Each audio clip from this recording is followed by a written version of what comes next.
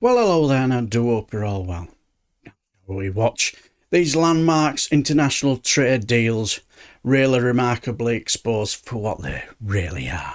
Yes, the chair of the International Trade Committee, Angus Brendan MacNeil, was giving a statement in the House of Commons about basically these free trade deals that we have with Australia and New Zealand, and well, I'll just let the SNP MP Angus Brendan MacNeil explain it in his own unique and witty way.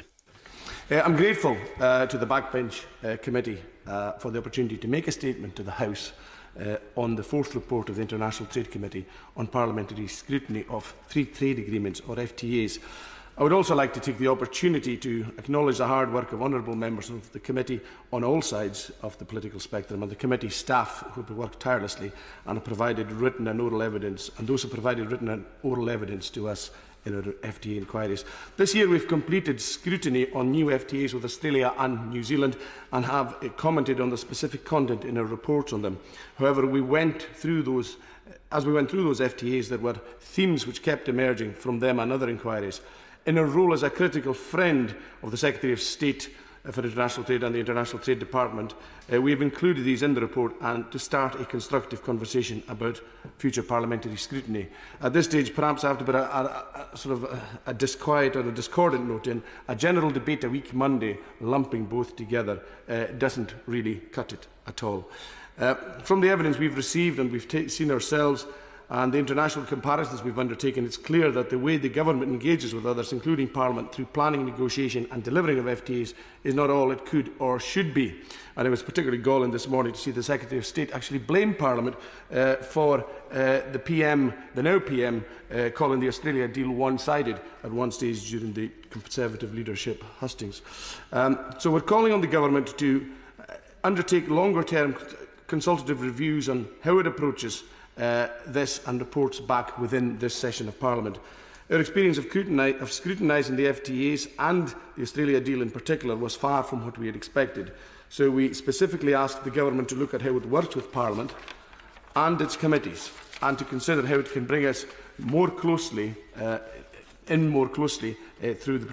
the process.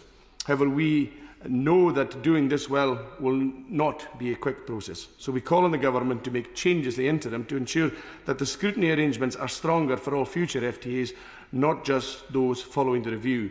The Secretary of State has said she will provide indicative timelines for the new FTAs and has coordinated the formal scrutiny period for the New Zealand FTA with her report publication, and we are grateful for this. Our report asks for specific further commitments around the time between key stages in that timeline to ensure we are able to undertake robust scrutiny in the necessary time with increased certainty in advance of the FTAs being signed. We also consider that the provisions for parliamentary scrutiny under the Constitutional Reform and Governance Act 2010, CRAG as it's known, are out of date and should be included in the Government's review of scrutiny arrangements. As our report notes, when CRAG was being taken through Parliament, it was in a significantly different context to that of today. Being considerably before the vote to leave the EU, meaning that Parliament was not considering CRAG's suitability for scrutinising a raft of new free trade agreements negotiated solely by the United Kingdom.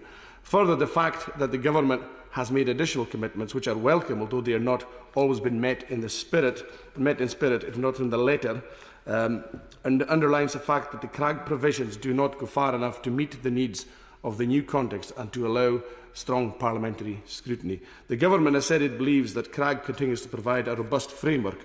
We respectfully disagree and urge it to reconsider.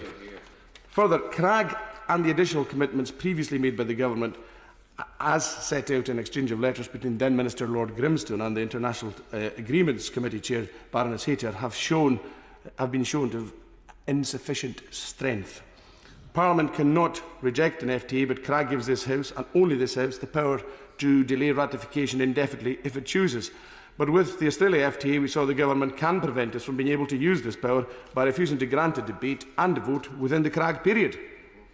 The Committee is clear that the Government must commit to any future FTAs being subject to a debate and a vote on a substantive motion within the CRAG period, giving this House the time to discuss the contents of the deal and to show whether it supports ratification. It is not enough for the Government to say that this House that for the government to say it will do this subject to parliamentary time. It must make time and must not tie the House's hands. This must start with the New Zealand FTA, which will be published on Monday this week, and particularly when the Prime Minister, who at the time of resignation as Chancellor goes and points out that he feels the deal is one-sided, he then is now Prime Minister and is back to head in the sand of business as usual, really is selling people short. If you have that private view, you have that public view on FTAs. Another key theme common to both FTA inquiries and on which we have also received evidence from other inquiries was the need for a single document which clearly sets out the government's trade strategy and the role of FTAs within this. The government has previously rejected calls for this, pointing to various documents as collectively explaining the strategy. But we have seen and heard that this is not sufficient for businesses and other stakeholders. It's also not enough for us, meaning we lack a single point of reference from which to scrutinise how successfully and coherently the government is delivering on its trade agenda around a central strategy. There also remains the question, Mr Deputy Speaker, about questions about the important aspects, sometimes go into trade deals that aren't solely trade focused. There are aspects in those that aren't trade focused.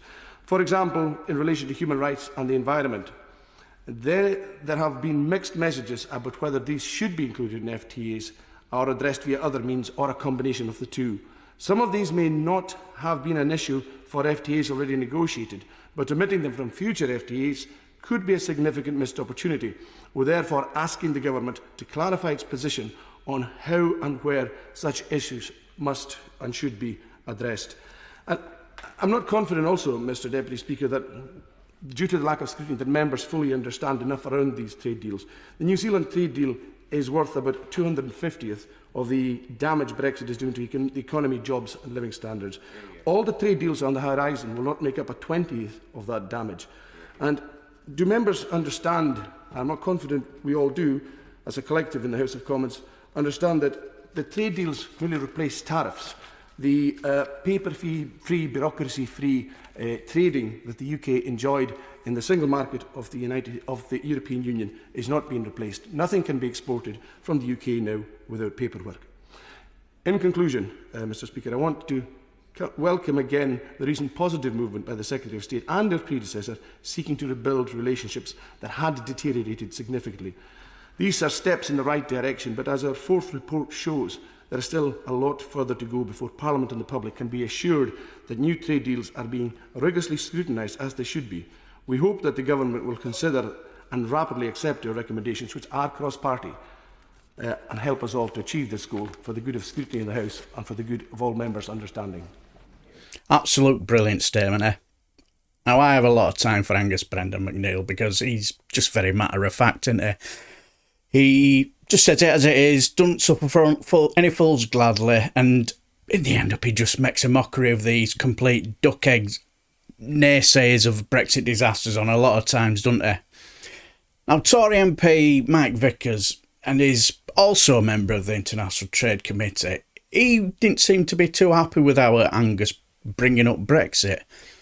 But it's the elephant in the room, you know, where the likes of the Tory MPs and opposition MPs don't want to talk about it, do they? And Mike Vickers didn't seem quite happy with the fact that Angus brings up Brexit at every opportunity. But the thing is, clearly Angus Brendan MacNeil is right though, isn't he? What do you guys think? Let me know in comments below, and until the next time, I shall bid you farewell and take care.